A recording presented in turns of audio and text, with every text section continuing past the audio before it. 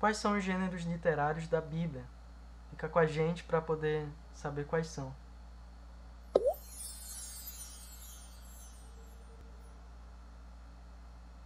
Agora nós vamos para o nosso quarto tópico.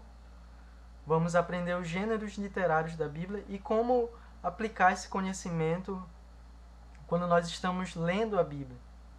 No fim, a gente vai ter uma parte prática, vamos pegar um ou dois textos bíblicos e fazer a aplicação desses princípios básicos de hermenêutica que nós estamos aprendendo durante o nosso curso. Então vamos começar aí.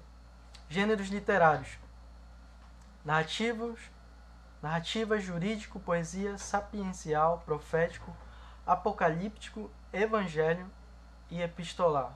Vamos para o nosso primeiro gênero literário: narrativas. O que são as narrativas? Elas são fáceis de entender, apresentam a história contada com o intuito de transmitir uma mensagem. Tipos de narrativas: epopeia, épico, tragédia e romance. Você percebe as narrativas bem presentes no Antigo Testamento, e no Novo Testamento nós temos um texto também que apresenta várias narrativas, que é o texto de Atos. A epopeia aparece na narrativa dos feitos de um herói nacional, por exemplo, Abraão, Gideão e Davi são heróis. Neemias, você tem outros também. No gênero épico, aparecem as narrativas de pessoas com façanhas militares. Lembramos a vida dos israelitas no deserto e a conquista de Canaã. Você pode lembrar de Josué. A tragédia é a história da decadência de um indivíduo, da fama e honradez ao desastre e à miséria. Por exemplo, Sansão, Saul, Salomão. O romance descreve a vida amorosa entre um homem e uma mulher.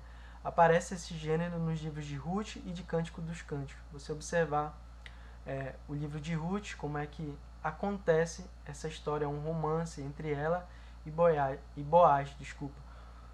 Nós temos aqui as narrativas. Então, na Bíblia você tem narrativas. Isso é perceptível quando você lê os textos. O que é importante também na narrativa, além de você saber que é uma narrativa, você poder compreender quando começa a narrativa e quando ela termina. A Bíblia ela é composta por versículos e capítulos. Mas quando você está lendo uma narrativa, você precisa entender qual é o início da história e qual é o fim da história. O que acontece? O que eu já presenciei algumas pessoas fazendo? Elas abrem a Bíblia, em determinada porção, elas leem um versículo. Só que esse versículo está inserido num gênero literário e está inserido num contexto. E ela lê aquele versículo e ela não entende. Por quê? Porque ela não sabe qual é o gênero literário que ela está lendo, ela não sabe em que parte começa a história e em que parte termina. Então, é importante você saber isso. Gênero jurídico. Aparecem dois tipos de leis. Aparecem leis apotídicas e casuísticas.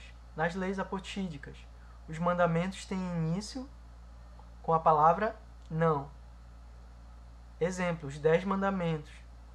E casuísticas são leis em situações específicas, como você tem lá em Levítico e Deuteronômio. Então, o gênero jurídico é essa parte das leis. Toda vez que você encontrar a lei, ela vai se encaixar nisso. É uma lei que começa com um não, ou é uma lei em uma situação específica. Poesia. Além da poesia hebraica, encontrada nos livros de Jó, Salmos e Provérbios, Eclesiastes e Cântico dos Cânticos, o gênero da poesia também aparece no Pentateuco, nos livros proféticos, nos evangelhos e nas epístolas. Então, quando você lê, além desse gênero que você já tem, que são os salmos, provérbios e esses outros, você precisa observar no próprio texto se tem poesia ou não. Sapiencial. Esse gênero mostra a sabedoria da vida cotidiana. Exemplo, provérbios. Ou mostra uma sabedoria que reflete a crise da ideia de Deus e do mal. Exemplo, Jó. Uma sabedoria que reflete a crise na própria sabedoria. Vaidade das vaidades. Tudo é vaidade. Então, esse é o gênero literário sapiencial. Gênero profético. O gênero profético não significa adivinhação. ou apenas um desvendar do futuro. Não é um vidente, um leitor de mãos. Mas o profeta manifesta ao povo a vontade de Deus com sermões e sinais, exortações e oráculos, desejando a restauração do seu povo e prevendo juízo condicional. 80% do conteúdo profético fala do presente e do passado. Interessante essa porcentagem, porque você imagina, quando você lê os profetas, eles sempre vão falar de ações do futuro, de algo que vai acontecer. Mas não é verdade. 80% do conteúdo profético fala do presente e do passado. Fala os profetas quando pronunciaram os oráculos de Deus, dizendo: assim diz o Senhor. Eles falaram a respeito do passado, como Israel estava, e como Israel estava anteriormente, qual era a situação atual e como aconteceria no futuro. Gênero apocalíptico. Este gênero literário se apresenta com abundância de símbolos, imagens, visões e revelações. Essa literatura apareceu com mais frequência em momentos de grande perseguição contra os judeus para dar esperança. Neste gênero literário aparece o confronto entre os justos e os ímpios, com resultados de recompensa. No livro de Daniel e Apocalipse encontramos este gênero. Um dos gêneros de mais difícil interpretação é esse gênero apocalíptico, principalmente o livro de Apocalipse. Por quê? Além de todas essas características e de símbolos. Porque o livro de Apocalipse, nós não temos um outro livro do Novo Testamento que explica o livro de Apocalipse. Então isso dá um grau de dificuldade a ele, a mais. Evangelho. O Evangelho é considerado um gênero literário e não pode ser visto simplesmente como uma biografia histórica da vida de Jesus. Isso ficou evidente na conclusão do Evangelho de João. Vamos ler aqui juntos. Há, porém, muitas outras coisas que Jesus fez e que, se fossem escritas uma por uma, creio que o mundo não poderia conter os livros que escreveriam. João 21, 25. Ele contém material biográfico sobre Cristo, que as comunidades transmitiam oralmente e depois os evangelistas escreveram. Na verdade, no Evangelho encontramos a pregação de Jesus e a atividade da comunidade primitiva. No Evangelho encontramos ainda parábolas, narrativas de milagres, cânticos, provérbios, sentenças do Antigo Testamento, encaixadas no texto, genealogias e narrativas. Então entendo, ali você não vai ter toda a história de Jesus, porque, como nós estamos vendo aqui, não é uma biografia de Jesus. Por isso você não vai ver ali nesse texto, você não vai ver no texto dos evangelhos o início, o que Jesus fez na infância, porque não era esse o objetivo de Mateus, de Lucas, de João e de Marcos. Não era o objetivo deles escrever uma biografia sobre Jesus. Um texto fica bem claro aí. Vocês podem pegar suas Bíblias para ler lá o Evangelho de João. Se vocês lerem comigo o Evangelho de João, capítulo 20, versículo 30. Você pode dar uma pausa aí no vídeo, pegue lá a sua Bíblia e vamos ler juntos aqui. Olha o que o texto diz. Jesus realizou na presença dos seus discípulos muitos outros sinais miraculosos, que não estão registrados neste livro. Mas estes foram escritos para que vocês creiam que Jesus é o Cristo, o Filho de Deus, e crendo tenham vida em seu nome. Então, aqui João coloca o objetivo de por que ele escreveu esse evangelho. Ele não está dizendo aqui, eu estou fazendo uma biografia, eu estou fazendo isso para contar toda a história de Jesus. Ele está dizendo o propósito que ele escreveu. Foram escritos para que vocês creiam que Jesus é o Cristo, o Filho de Deus, e crendo tenham vida em seu nome. Esse foi o motivo dele escrever esse livro. Agora vamos fazer isso aqui na prática. Então, só espere um minutinho que eu vou estar ajustando aqui para a gente poder estar fazendo isso na prática. Pegando um texto bíblico e aplicando esses princípios que nós vimos aqui. Beleza, vamos ver aqui através desse mapa mental. Agora nós vamos para a parte prática.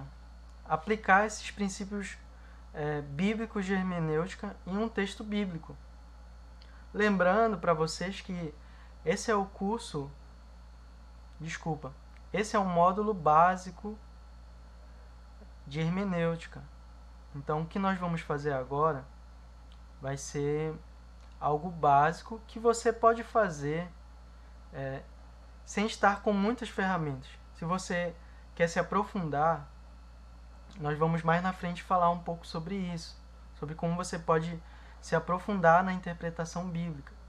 Então, voltando aqui, nós vamos fazer esses princípios básicos, vai ser algo que você vai poder fazer na sua leitura diária, constantemente. Qual é o texto que nós vamos ler? Nós vamos ler o texto de Lucas, capítulo 15, versículo 1 até o 31. Nós não vamos ler todo o texto, tá bom? Porque é um texto grande. E Lucas 16, versículo 1. Mas nós vamos ler Lucas capítulo 15, versículo 1 até o 3 e Lucas 16, versículo 1. Antes de começar a leitura, já escolhemos o livro. Qual é o livro? Lucas capítulo 15. Por que eu escolhi do versículo 1 até o 31 e o 16, versículo 1? Porque eu já li esse texto anteriormente e eu já sei que em Lucas 15, versículo 1, começa uma narrativa e em 16, versículo 1, termina essa narrativa. Então aqui vai... Você precisa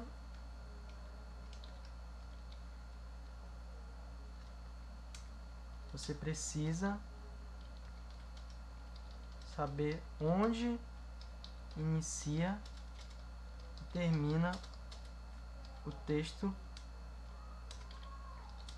que você está lendo.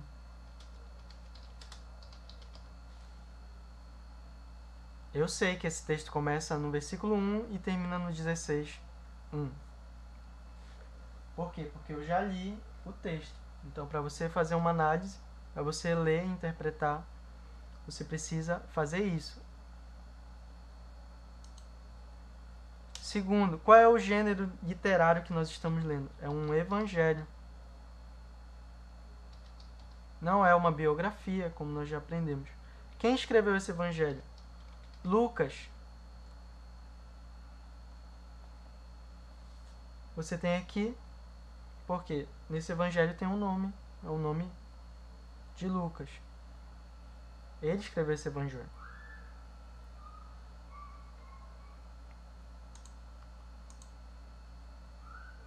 Outro dado importante que precisamos saber: onde Jesus está? Em que momento isso acontece no texto? Para onde Jesus está indo? Vejam aqui comigo 13, versículo 22.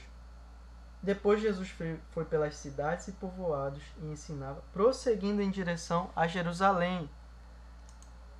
Então veja, eu preciso ler o texto antes para saber onde Jesus está. Para onde Jesus está indo? Jesus está indo para Jerusalém. Desculpa aqui o acento, tá bom? Deixar sem acento mesmo. Jesus está indo para Jerusalém. Então nós já sabemos onde inicia o texto, versículo 1 até o 16, 1. Vocês também já sabem que é uma característica do Evangelho. Quem escreveu foi Lucas. São informações simples que você pode saber lendo o texto. E você já sabe que Jesus está indo para Jerusalém. Vamos ler o versículo 1 até o 3 do capítulo 15. Diz assim: todos os publicanos e pecadores estavam se reunindo para ouvi-lo. Quem estava se reunindo para ouvir Jesus?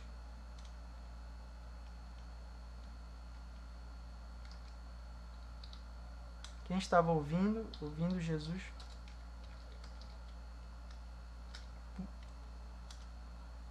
Aqui, ó, ouvindo Jesus. Deixa eu colocar um pouco para cá. Bom. Ó. Quem estava ouvindo Jesus? Publicanos e pecadores. Só que o texto também fala que tem mais gente ouvindo Jesus. Vamos ver quem são. Versículo 2. Mas os fariseus e os mestres da lei o criticavam. Quem também estava ouvindo Jesus? Os fariseus.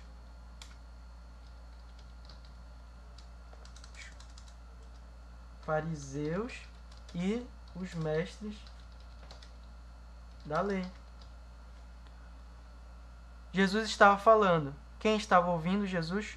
Publicanos e pecadores, fariseus e os mestres da lei. Qual era a atitude dos fariseus e mestres da lei? Eles estavam criticando Jesus. Eles estavam criticando Jesus. Diante da crítica, o que Jesus vai fazer? O versículo 3. Então Jesus lhes contou esta parábola.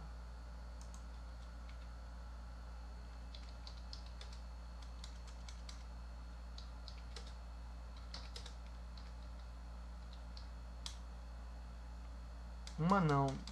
Jesus vai começar a contar, mas ele conta 3 parábolas. Me desculpem aí não ter colocado o acento, tá? Jesus ele conta 3 parábolas. Por que Jesus vai contar essas 3 parábolas? Jesus vai contar essas 3 parábolas porque os mestres da lei eles estavam o quê? Criticando Jesus. Então observe, é uma análise simples, como eu falei para vocês, mas vai ajudar vocês a entenderem um texto e fica como um exemplo para vocês aplicarem em outros textos. Vamos revisar aqui. Ó. Primeiro, eu preciso saber onde inicia e termina o texto que eu estou lendo. Segundo, qual é o gênero desse texto? O Evangelho. Terceiro, qual parte do texto está acontecendo essa história? Jesus está indo para Jerusalém. E agora, o que acontece nesse texto que eu delimitei aqui? Ó? Jesus está falando, quem está ouvindo, publicano e pecadores, fariseus e os mestres da lei. Fariseus e os mestres da lei têm uma ação, eles criticam Jesus. Diante da crítica que eles fazem para Jesus, Jesus vai contar 3 parábolas. Qual é o motivo de Jesus contar 3 parábolas? É que ele estava sendo criticado pelos fariseus e os mestres da lei. Por isso ele vai contar 3 parábolas. Quais são essas parábolas? Ovelha perdida,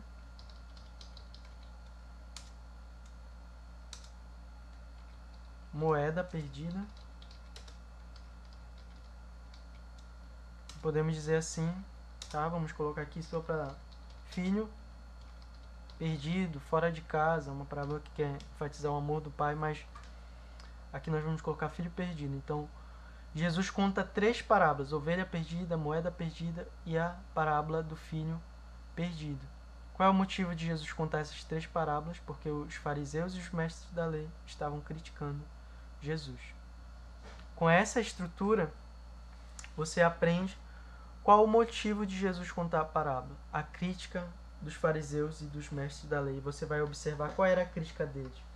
Este homem recebe pecadores e come com eles. E com essas 3 parábolas, um dos ensinos primordiais aqui que Jesus quer mostrar é justamente para combater isso. Jesus estava comendo com pecadores, estava recebendo e comendo com pecadores. E ele vai mostrar aqui nessas 3 parábolas que a alegria de Deus é salvar pecadores. Esse é o sentido das parábolas. Claro que você pode tirar outros ensinamentos, como nós já mostramos, mas o significado aqui é esse. Jesus quer ensinar isso para os seus ouvintes. Tá bom? Então fica esse exemplo para vocês, que isso esteja incentivando vocês a aplicar essas verdades bíblicas. Deixa eu voltar aqui. Então esse é apenas um exemplo, tá bom? Nós pegamos um texto E você pode pegar outros textos e aplicar esses princípios básicos. Isso vai ajudar muito, acreditem em mim, vai ajudar muito a interpretação de vocês saberem o que vocês estão lendo, o gênero, que parte do texto. Comecem a praticar isso. No início pode ser um pouco mais difícil, mas depois que vocês pegarem a prática, vocês vão conseguir ler sem precisar montar um esquema mental. Vocês vão conseguir identificar isso no próprio texto. E vai ser muito edificante para a vida de vocês. Se você quer que nós venhamos a fazer isso em outro texto, ou se você quer que nós venhamos a fazer isso de maneira mais profunda, então coloca aí no comentário, tá bom? Então, nós ficamos por aqui. Que Deus abençoe grandemente a vida de vocês. Até a próxima.